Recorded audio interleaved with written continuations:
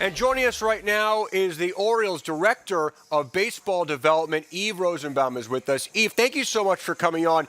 I want to start by asking probably the most obvious question for you and the rest of the front office. What has been the biggest challenge in this unique baseball season?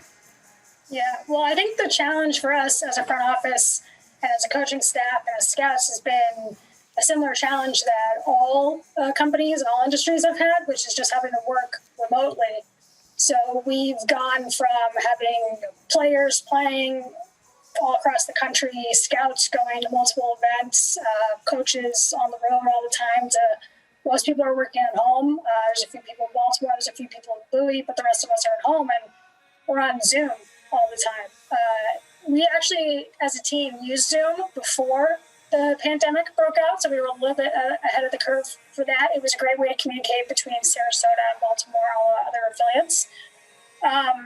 But now we're on it all the time, so it's just the adjustment to not being in the same room as people, and then with baseball, or all sports in particular, not getting eyes on the players, not being able to watch the games, and just players not playing because there was fewer minor league games, no minor league games this year.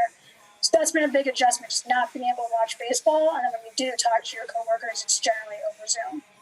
Yeah, I think most of us can relate to that. Eve, in your estimation, what has been the biggest and best on-field development for the Orioles here in 2020?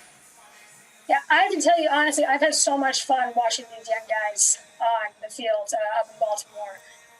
Every time Anthony Santander, for the first half of the season, every time he came up to bat, my phone would go off with someone texting me or sending me a message being like, is this guy for real? Like, every time he comes up, he's hitting a home run. Now, same thing with Mountcastle coming up, and then DJ Stewart after he struggled a little bit at the beginning. These guys are just hitting bombs, and it's so fun to watch. It's just so fun to watch this young core of the team that's getting their first big taste of the majors this year and seeing them have success. Same thing with Cedric Mullins. Every time he's in center field, I'm just like waiting for the highlight reel to start rolling.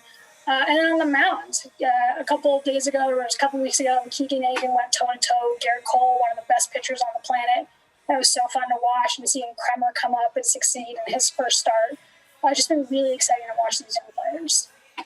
Eve, how would you explain your day-to-day job to the rest of us? What would you say you do every day in trying to improve the Baltimore Orioles? Yeah, so one thing that's nice about my job is it's not the same day-to-day. It depends on what's going on and what's the most pressing at the current moment. So before the draft, I was spending a lot of time evaluating players for the draft. And then same thing before the trade deadline. I was working very closely with Mike Snyder, who runs our pro scouting department, and Sig and Elias. And we were reviewing just tons and tons of prospects from other organizations trying to get the best possible deal to improve the Orioles for the future. So that's a lot of evaluating players, looking at stats, it's talking to your scouts, it's watching video. It's, a lot of late nights digging into two different guys on two different screens and racking your brain and saying, like, which guy would I rather have? And you got to put that down and you got to stick to it. So there's been a lot of evaluation going on. But now that we're past the draft and we're past the trade deadline, it's gotten back to sort of my more normal day-to-day, you could say, where it's a lot of conversations with our analytics team and conversations with our coaches about, hey, what could we do to improve this team? What new page we want on our internal database? What information do you want to see? How could we improve this metric? Where have you noticed that this metric says a player is good, but you actually think the player has been struggling? And how can we kind of change the inputs to that to be a more useful tool for you as a scout or as a coach? So it's a lot of Slack conversations, it's a lot of phone calls, it's a lot of Zoom calls where we just get a few people in a row and we're someone sharing a screen and we're having a brainstorming session. And then just checking in with Matt Blood, who's our player development director. I actually messaged him the other day. I said, what are you guys doing to our hitters down in Bowie? Everyone goes down there and they come up and they're hitting bombs. So it's just a lot of talking to people, lots of conference calls.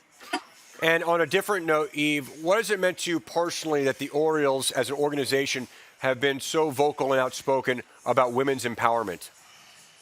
Yeah, it's been really great to see. I think we're an organization that can talk the talk and also we're proving that we can walk the walk. And for me, it happens every day on a daily basis, just by being involved in these conversations we have that affect our roster on the field and affect our farm system. Being a woman who's able to partake in those conversations on a daily basis has been great for me. And then to see the organization and all the work we've been doing around the 19th Amendment and various other little blurbs we've had on Twitter and online. I see it with me and my role in the front office, and I see what we're doing and we're showing to the public, and it's been really nice to see. Eve Rosenbaum, thank you so much for your time. We really appreciate it. Sure, no problem. Thanks for having me.